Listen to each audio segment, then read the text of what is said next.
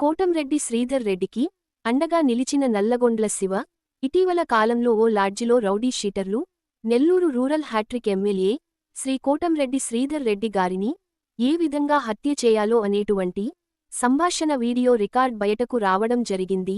నెల్లూరు జిల్లాలో ఉండే ఎరుకల కులస్తులు శ్రీ కోటంరెడ్డి శ్రీధర్ రెడ్డి గారికి అండగా ఉంటామని సంఘీభావం తెలియజేయుటకు ఈ ప్రెస్ మీట్ పెట్టడం జరిగినది. ఈ కార్యక్రమంలో నల్లగొండ శివ, కట్టా రమణయ్య, కట్ట పోలయ్య, నల్లగొండ్ల వెంకయ్య, కట్ట సీనయ్య, నల్లగొండ్ల పోలయ్య మరియు తదితరులు పాల్గొన్నారు. పార్టీని కూడా ఎదిరించే దాంట్లో కీలక పాత్ర వహించారు. మళ్ళా 2019లో 20,570 ఓట్లతో వైసీపీ తరఫున గెలిచి అప్పుడు అధికార పార్టీ కూడా వైఎస్ఆర్సీపీ ఉన్నింది. నెల్లూరు రూరల్ నియోజక ప్రజల కలలను నెరవేర్చాలని ఎంతో సంకల్పంతో, కృషితో, పట్టుదలతో నెల్లూరు రూరల్ని ఒక దిశ మార్చాలని అనే క్రమంలో ఉన్నప్పుడు